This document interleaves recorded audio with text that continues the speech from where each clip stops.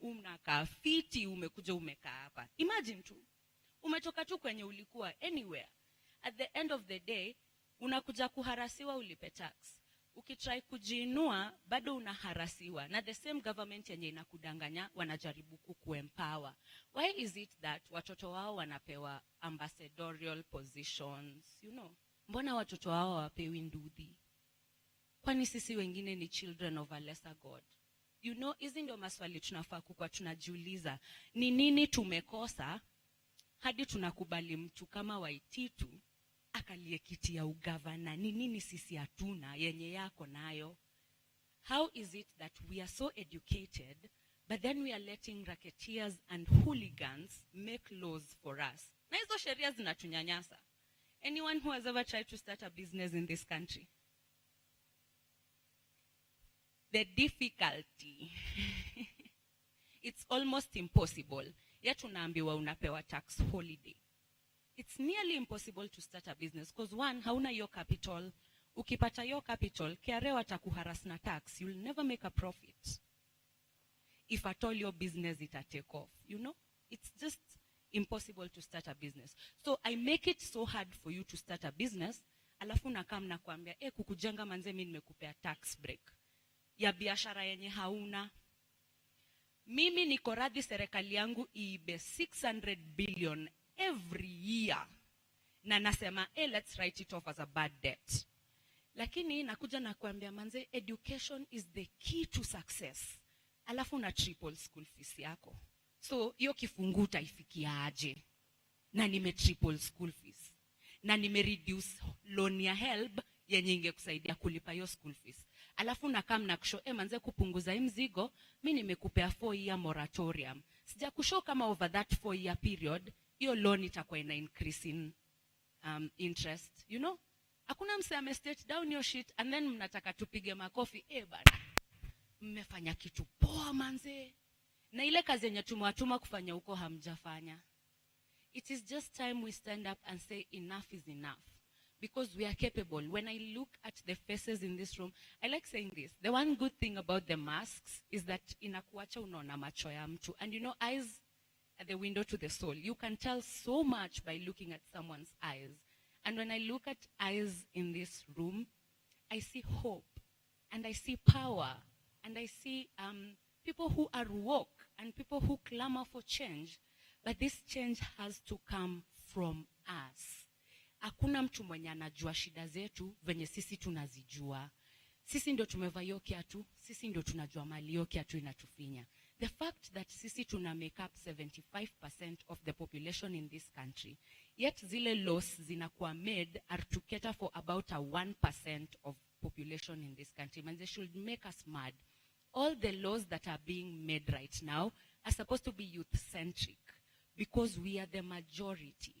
Our issues are national issues. Kama wewe uko na issue kama youth, hata uko unatoka mtaa gani manze, issue yako ni national issue. Inafaa kuwa debated at a national level. Laws zinafaa kuwa made zideal na issue yako. We are a whole new generation with a whole set of challenges zenye watu before us hawakukuwa nazo. They cannot understand it. They're not technologically advanced. Unaongelelea Twitter manze mse anakuangalia nika sijui ni cloud imeanguka kutoka wapi. They don't understand us. And therefore they can never ever solve our problems. So ni sisi tunafaa kujisupport. Tunafaa kuchoose mtu mwenye tunaona akona vision. Tusingoje mapoliticians wakuje watuambie sasa pigieni huyu kura. Mtu anasimama hiyo kiti inafaa kukuwa choice yetu. We are the ones who have to decide. We have to look at someone and go like, Njoki, I see the work that you're doing and I want you to be my senator and I'm going to support you. When we get to that level, then tutaanza kujitoa kwa ingori yenye tuko hapa. If I was to be president, I'm not vying, not yet. Sometime in future. But if I was to be president, I would want to make sure that I have a population that is educated. Angalia sector education kwa shule, kwa hii country. A population that is not educated cannot be a highly skilled labor population. And that is a problem, number one. I will make sure, if I was president, I would then make sure that my population is educated, they are well fed, and they have adequate water. Because people who are well-fed have the energy to go to school and learn, and they have the energy to work.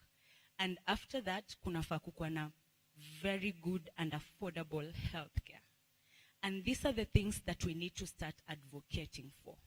If we do not see a leader who can give us proper quality education, quality food of acceptable standards and in good quantity, na clean water, they're just the basics. If our leaders cannot give us affordable healthcare, why are they still our leaders? Because they're killing us by denying us these rights, which are basic rights in our constitution. They're killing us. And these are the things that we need to start advocating for. So when you're looking for a leader, please make sure you focus on these three things. Number 4, we need policies to change the entrepreneurial space. Because government is never going to create enough jobs. The private sector has to thrive in order for jobs to be created in this country. So, mtu akikuja na stories za maji, stima, barabara, mwambie tumezisikia tangu 19 sit down, tumechoka nazo. This is the 21st century. And if they're not going to give us that which we are demanding, we are going to deny them that job na tuwapatie kazi mtaani as empowerment right after we take power. So let's organize ourselves to take power, because without political power, there isn't much impact we can do. Politics run all our lives, and we have to make sure that we are on the decision-making tables so that we can represent ourselves. Mi naweza kuwa comfortable sana Sungu akiingia parliament, because najua hiyo ni sauti yangu imeingia parliament. Lakini Sungu akiingia parliament peke yake, system itamnyonga. So lazima Sungu akiingia parliament, aingie na Njoki, aingie na Ayela, aingie na all the other young people wenye wanaweza ingia. Now when these young people make a decision kuingia parliament, kindly let us support them. Tusipigane na watu wetu. They are actually fighting for our own rights. Historia tribe, just doesn't buy it. So Kenya is the tribe. But then youth is the new culture. So let's support our own culture. I'll stop there.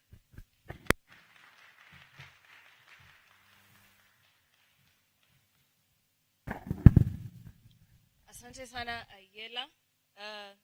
Hapo penye alisema manze Njoki for senator niko na expect kupige makofi yani. Ai imeniangusha sana.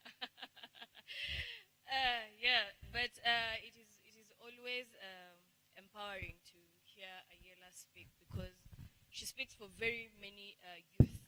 Anakuanga ni sauti yetu pale hivyo, and when she speaks, we are well represented. And as she was speaking, nilikumbuka, I think it was last week, the president had something they were launching ya mayouth. Sijui Kenya ni mimi ama ilikuwa inaitwaje? Ilikuwa inaitwa? Kama mngekuwa na hiyo answer hata ningewaambia tuishie home.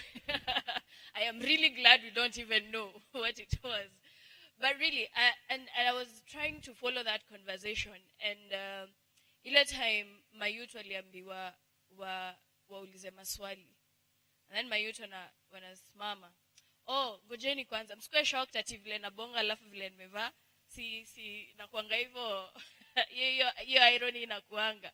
Sasa wanaona msema amevaa kitenge, wanajua huyu sasa ile kizungu atateremsha hapo alafu wanavuta disappointment. Msiwahi worry.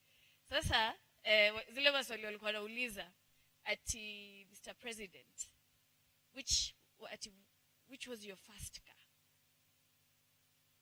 Ati Mr. President, would you advise me to marry first or look for money first?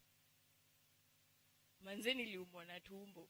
Yani sikuwa na believe ati that is a kind of representation that they want to give the youth. That is the face they want to portray the youth. And then the next day ataonekana kwa platform akisema nini? Nyinyi mayouth na wapatianga kazi mnaiba pesa. Why? Because already they're trying to social engineer what the youth of Kenya think or look like. But sisi tunasema, si ni wale wase. Si atufunza wangu na atu script wangu, si tunasemanga vile iko.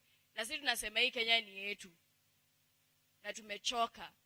And we're taking it back. Na atuulizi mse, So as they're scripting other youth, those very youth tenda kuwa mobilize, naona tuko hapa. Ndio pia hao, wajue pia hao si mafala, wache kubebwa hivyo. Nilisikia after hiyo nini walikuwa wanaenda hapo hivyo nje wana sign 2K. So that is why they were singing to the script. Because you've been pushed to poverty and they're taking advantage of that. Wanajua una kakitu. And so, ile kitu wamekupatia, ndio utasoma, ndio ukule. We are above that. We are above that and more. And that is exactly the gospel that we are preaching today. That this country belongs to all of us. Na hakuna mse atakuja hapa hivi achukue country yetu. So to our next speaker is from the diaspora. Wasa wa diaspora wa Jalala wamekuwa wakifuata hizi vitu from when we started. Why? Because they are very far away and they weep when they see what our country is going through. Hata hao si ati wanapendanga kuwa huko,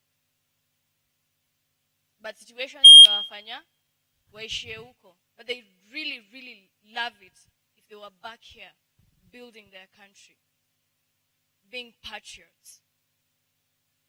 And so they've been a very, very big support to this process. And one of them is actually up. She wants to give her speech. Are we ready, the tech team? We're good?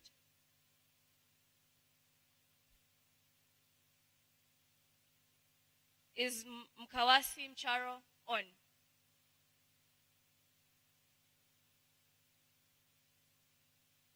I do not speak sign language. Unfortunately.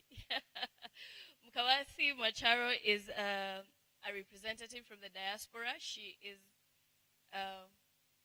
going to be up in a few. Or not. But even as I look at you, I see a lot of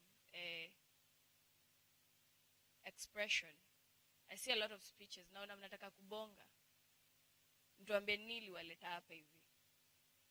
Because this was not supposed to be, a sermon where people come to this pulpit and they say, oh, A, B, C, D, K, L, M. No, it was supposed to be an interaction. So I look at you people and I see that you want to be part of the process. And before they get Kawasi, unajua pia majuu ni mbali. So I think wasiwatekwa wanatry kutafuta fare kuishia majuu. Wakipata watatu show. So before wapate fare, naweza taka kusikia maoni ya you people. This is our process. So we want you to be part of the process. Nani anataka kuanza? Yes. Sijui mtatilia mic.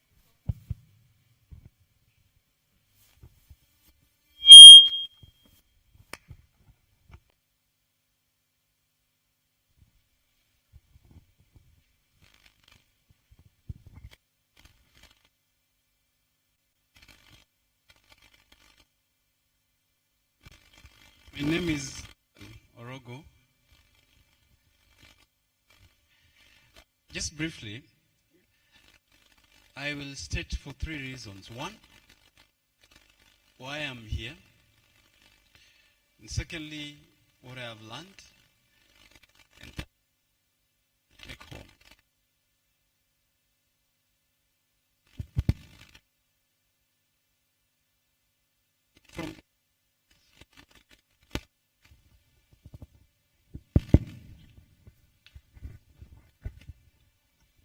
I come from an organization called Wazi Consortium, and I come on behalf of our chairman, Dr. Ken Orengo. So, once again, let me say thank you for the organizers for putting this together. It's been a learning process, and it's been inspiring as well. Ya pili, that we are young people who are taking the mantle of leadership. I was looking forward, I'm still looking forward, and I was talking to the organizers that I want to be transitioning. Dr. John, Chief Justice, and the organizers are yet to pass the baton of leadership, the baton of being in these creative spaces with content. And so one problem that I don't want to go out of here with is, how do I punch the air with the aura of freedom minus lack of content? That I want to bring change, that I want to be a leader, but the only thing I can do is to punch the air and say freedom. What freedom? So as a young person, I have come to sulk, unaona ku breastfeed. So I have come from this just to learn. The session is pregnant with expectation. Then I must sulk that wisdom. And so that when I go and challenge the space, I am full of wisdom and ready to take that space and bear that which comes with it. Ya mwisho, one of the misfortunes that happens to us as young people, I was talking to my colleague Eunice, a very good mentor, that you see, sometimes I appear on the panelist discussion with a politician, but they have mastered the art of trying to challenge objectivity with some funniness, So as Kongamano La Mageuzi, the platform that I admire and have pledged my loyalty to the ideals and ideologies, I should be getting out of this space also with understanding that since I have failed twice for a political leadership in Kibra, I am going back there invigorated, inspired, and ready to take that mantle again. So I am grateful for the platform, and I am looking forward that if we, in the context of what we have now, sometimes hizi vitu tunasema tuko ukweli, si ndio? And I want to be very truthful. The no and the yes campaign for a referendum. Others are saying that the no campaign is headless. There is no one who stands with it, and strong ideology.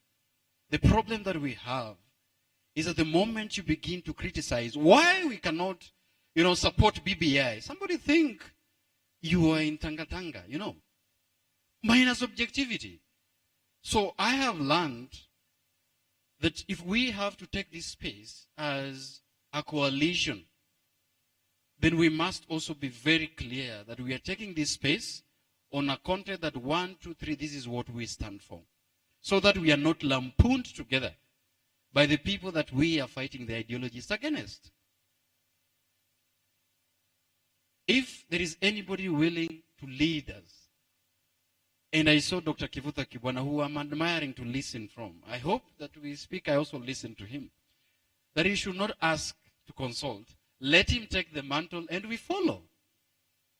Let him take the leadership and we follow. Mambo ya consultation, we want to follow him because those are ideals that we embody and we admire. So thank you very much for the opportunity to speak. Asanteni sana. And I am willing, I am offering, if it will take Kongamano to get out of this boardroom, to come to Kibra, then I'm willing to take you there. We must get out of this boardroom. We must get out of making press conferences here every Sunday. Kama mnaenda Kibera, Kariobangi, let us lead. Let us lead it there. Let us be at the forefront. I thank you. Asante sana. Kama ningekuwa pastor ningefurahi sana kwa sababu at least nimeona mtu mmoja ameokoka. Ameitikia injili. So I would say let us pack and go home. But thank you so much for that. Hatujakuwa kwa boardroom, but tumekuwa hata conference tunasema we've been to Mathare, we've been to Kariobangi. Na sisi maneno ya boardroom hatujuangi juu hata sisi si wa boardroom. Sisi wasi wa mtaa. So we actually pick that up and we're saying we're going to do this differently. The tech team tells me that Mkawasi is ready, and so let us listen to the diaspora and their message. Then we will come back to the plenary. Asante.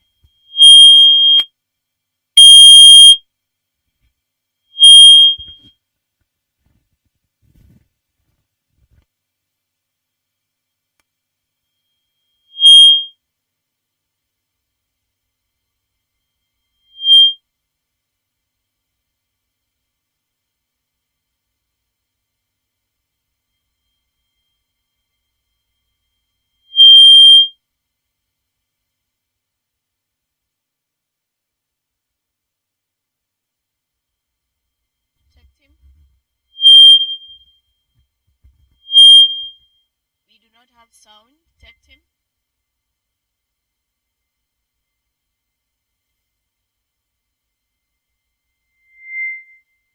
Unmute her. New normal challenges.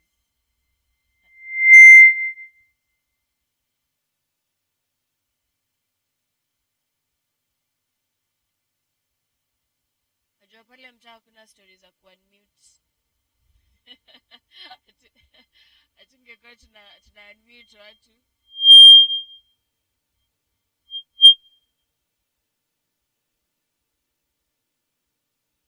Tech team.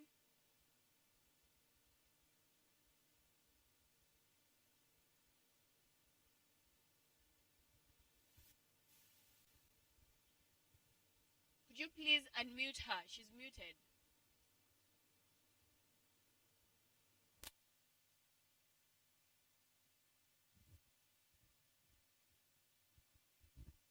And as they're trying to sort that out, I would want to thank in a special way the family from the diaspora,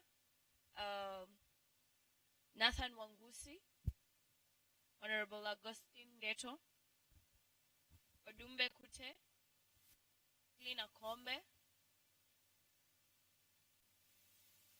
We know you've been up for a very long time.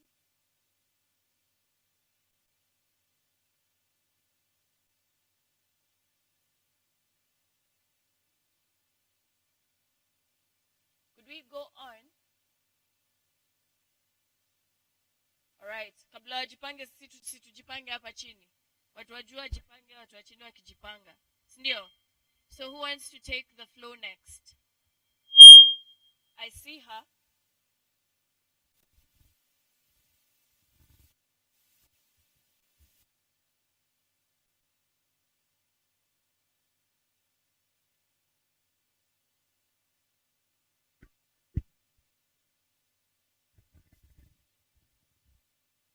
Habari zenu.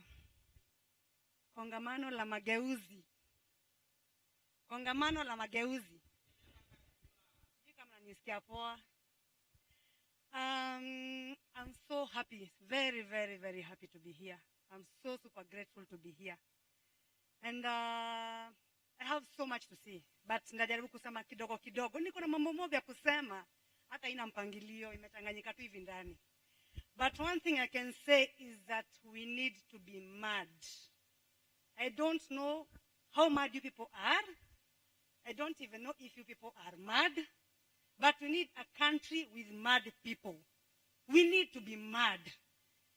You know, there's somebody who said, yeah, I think it's Sheikh that, I don't know if it's Sheikh of you, that for change to come, we need people who have like a certain percentage of madness. Ndio? Mi sijui nani mwenye amechoka na stories zinaendelea. By the way, Kenya imekaa ni kama we are owned by everybody else but us. You hear that sijui mara superhighway inatengenezwa, mara ma Chinese watalipwa sijui for like a number of 50 years. 20 years ago my mother sat here wakijaribu kutengeneza hii kitu inaitwa katiba. Here I am. I don't want my child to sit here in the next 20 years. Sindio? Tukifanya the same thing. I'm sure Njoki utaki in the next 20 years pia mtu wako wako pale hivi akijaribu kurekebisha the things that nafaa kurekebishwa. Now, I am happy kusikia kuna kitu inaitwa Kongamano La Mageuzi, because I've been looking for something like this for a very long time. I've been looking for something that somewhere I can like really make noise. Why are people going for Ruto? Because it seems to be like the better option. Sini kweli? Hawataki Uhuru, hawataki Raila, but they're going for Ruto because they don't know that there's another option. Sini kweli? And there's somebody who said you need to get out of this boardroom. I'm telling you people, we need to make noise out there. We need to make noise. We need to make enough noise for people to know there's an option. People don't know there's an option. People think they have to settle for what they are being given because they don't know there is something else. We need to get out there. Hata kama mnasema mnaendanga Kariobangi, mnaendanga Mathare, but you are not heard. What hawajawasikia? Somebody tried akakuja na story ya punguza mzigo, but akakuwa shut down somehow somewhere. Mwingine akakujanga somewhere akaleta manguruwe akamwaga sijui damu yao. You know, people like those have tried a lot. But if you don't make enough noise, nobody will know that there's an option. People will have to stop settling for something they don't want because they think it's just the better option once they know there's an option. So ningesema manze tutoke tu kabisa tuende kwa street. Let us make noise until watusikie. Wacha tuseme sisi wote tutaki hiyo BBI. Mimi sijui nakuja kusaidia nani by the way. It is just crazy that somebody died the other day because hakukuwa tana do, hajalipwa mshahara, 14 billion ndio hiyo inawekwa ya kuja kusupport hilo document hata tuielewi. You know, we need to make a lot of noise so that our people can know. So me, that's what I'm saying, that we need to go out there and make noise. Tutoke kwa rooms, kwa boardrooms, ukisema mnaingia kibira, mnaingia. Anyway, that's all I wanted to say. Thank you. We need to be mad. Hata wakizima mic utabonga tu, ndio? But napenda kitu umesema. Hujasema mtoke, umesema tutoke. And you see, that is the point. For a very long time we have been speaking at each other. Hatujaoni process. And this is the whole point that we're trying to say. That this is you and I. It is not ati mtoke kwa do. Nisi wote. Kongamano si ya mse mmoja ama wase wawili. Na naona si wote tuko hapa. Juni yetu si wote. Na si kupiga tu kelele. It is to take power. And that is where they have been beating us for a very long time. That they actually organize better than we do. Sitapiga kelele tu kwa streets alafu tutako kwa news alafu hiyo story ishe. We're not here to just make noise. We're here to take over power. Na waseka wa TV si pia wanionyesha kusema hivyo ndio pia wanikamia alafu hiyo ikuwe ni moment ya hiyo ndio ili spark revolution. Si ndio? Wasiwatek. Tuko sawa? Are we good?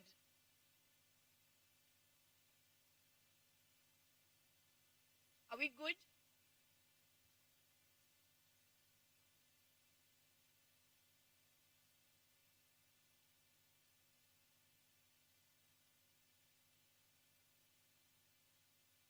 Tech guys, talk to me.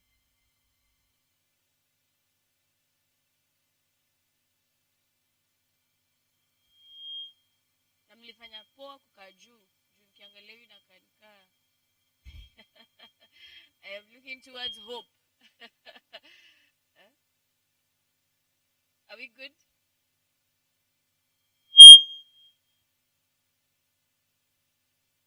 All right.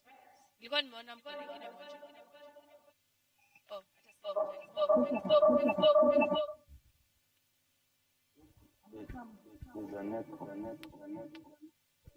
She's not on video yet, but looking on video. Kongamano La Mageuzi. Okay, I must say that I'm privileged to share floor with the former Chief Justice of the Republic, and of course, Sheikh, who spoke before us and actually spoke very well of the struggle that our country has gone through since independence. So when I stand here, for example, today, I've listened very keenly to the speakers that have spoken here today, and I think I've gotten a lot from this process, other than the process that I've been undergoing with my political party, the Communist Party of Kenya. Though there are some pertinent issues that I would also like to talk about, for example, on the issue of youth and leadership. And we have been told that the youth, for example, the comrade that spoke stood and said that we should go to Kibra and Kivuda Kibwana should come out and we should follow. So my idea on leadership, actually, I believe that leadership is not about an individual. And we don't believe that individuals are the one that are going to offer us ideas. But I believe that the leadership that we should follow should be based on certain ideas that we stand for and certain beliefs that we are fighting for. For example, when we say that we are organizing Kongamano La Mageuzi to fight for a better society and to fight against the status quo, we're fighting against BBI and such like things. My greatest worry, for example, in this process, I've not gotten a clear ideological stand of the Kongamano La Mageuzi. They have talked of social democracy. Personally, I'm socialist oriented, of course, and a member of the Communist Party of Kenya, and we're fighting for communism.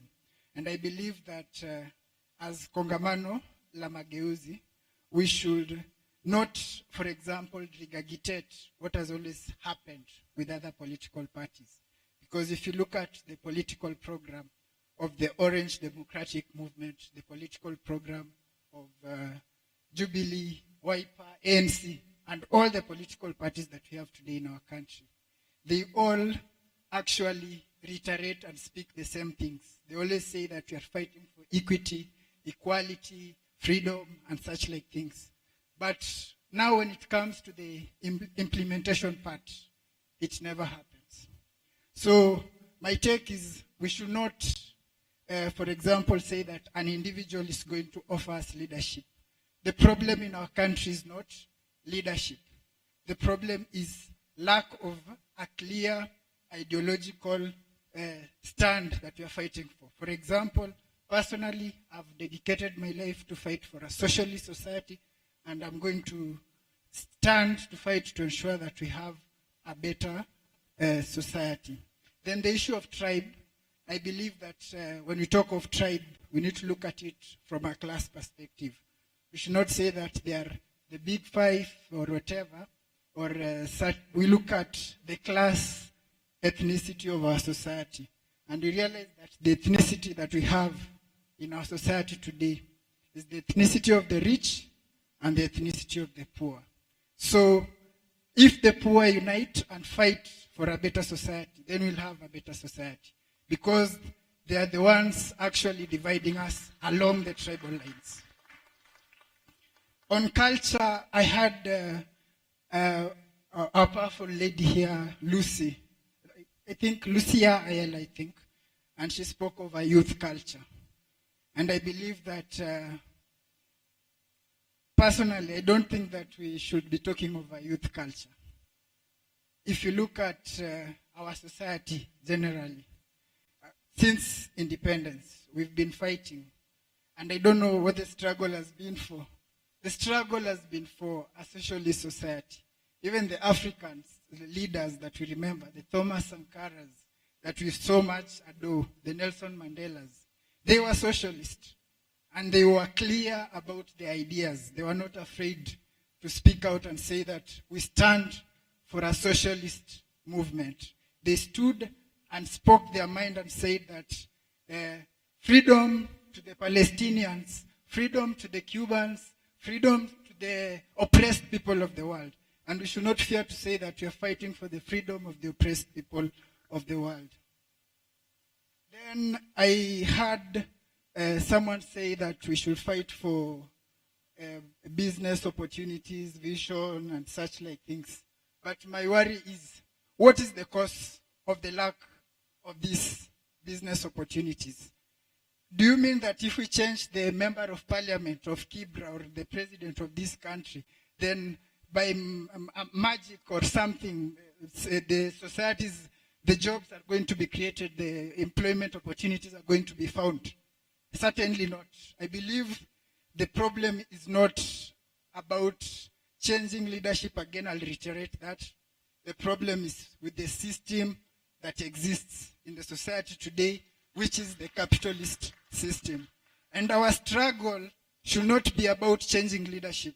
Our struggle should be about changing and fighting against the inhumane system that exists today of capitalism that is oppressing a majority of the Kenyan citizens, not just Kenyan citizens, but it is the source of oppression, especially of the third world. If you look at, for example, Walter Rodney's writing about how Europe underdeveloped Africa, neoliberalism. I was happy to see in the charter that we are fighting against imperialism and neoliberalism. How are we going to fight this if we only change the leadership, when we know for sure that the system that we are in is under the capture and the control of the imperialists and colonialists of this day? We know that the United States of America, the UKs and the likes, they are the ones that influence the political space that we have. They are the ones that offer funding for the political leaders that are continuously oppressing us. They are the ones that protect these leaders. They are the ones that fund to ensure that those people that are fighting for progressive struggles are removed from this world, or they are disseminated and eliminated. So how are we going to say that we are fighting for a better society if we want to maintain the status quo of capitalism and not speak against the ills of the capitalist system? I'll graciously end my contribution there.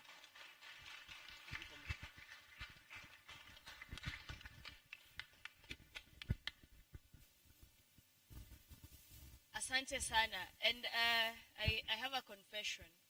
When we were having this conversation and about being a united front, and I heard CPK was coming on, I was very happy, because I was sure this time we were going to get it right, because tutakuwa na ideology.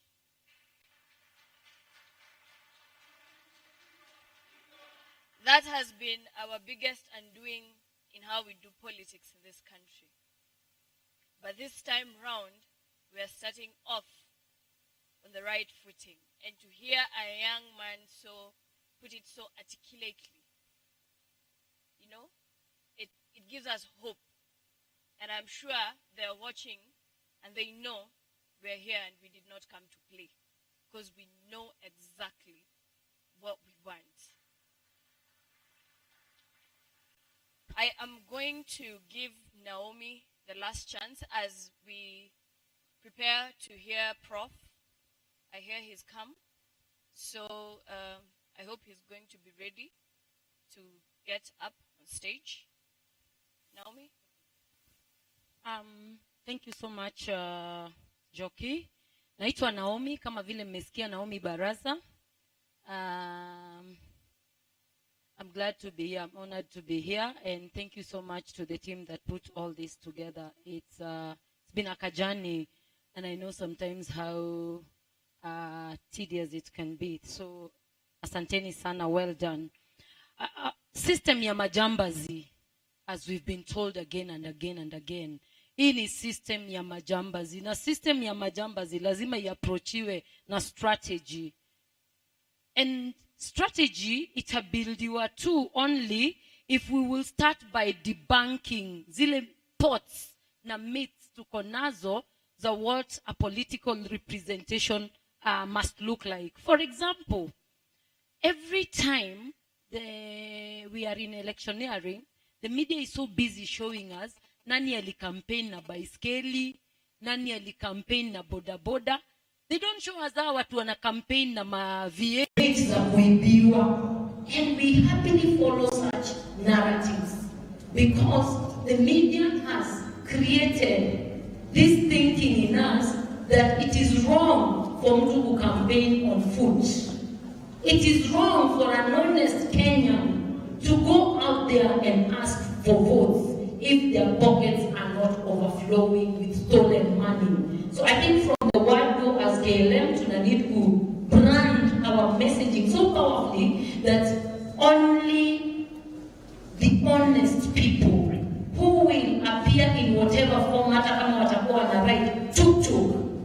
That's what we need in form of political representation. And that should be our beginning point here. We question this bloody stupid 100 bob they bring us every time there's an election.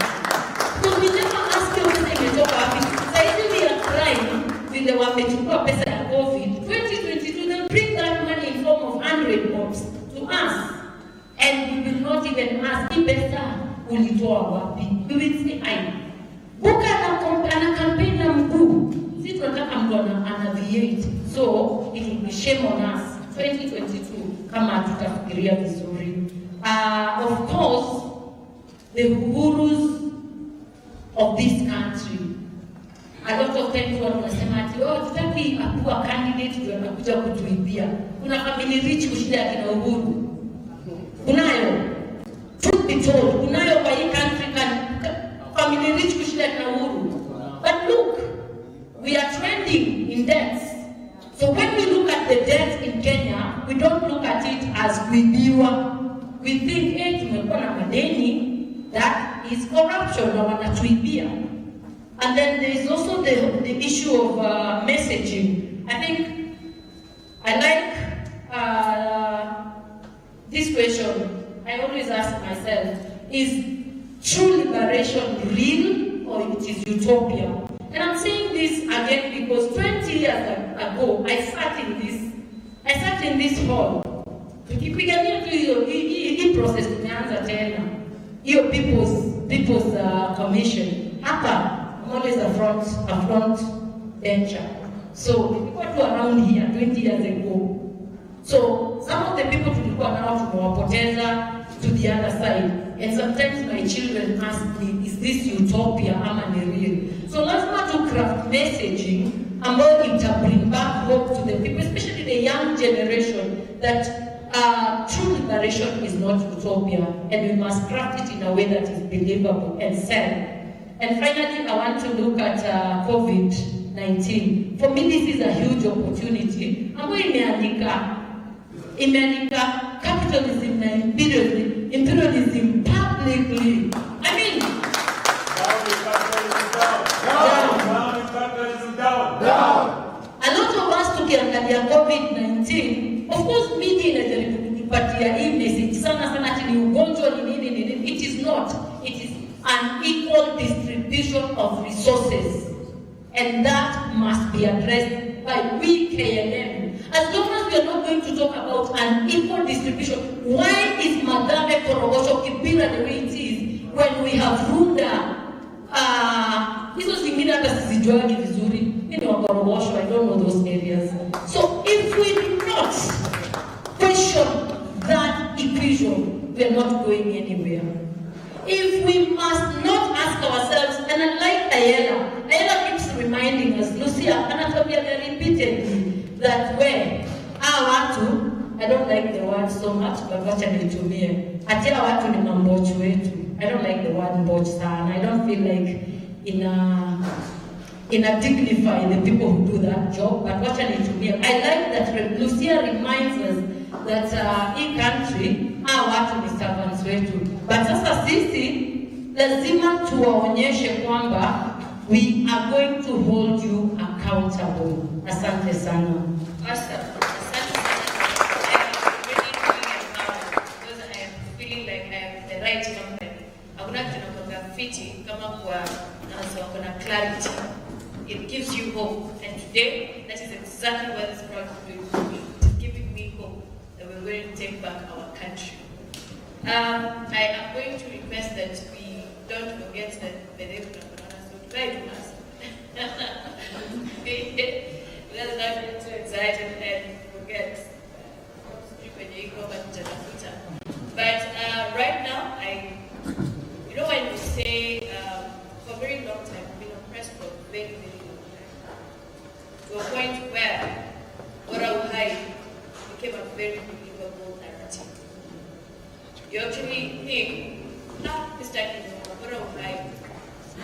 But until you are in an environment where things are functioning, there is actually service and leadership is happening, that is when you realize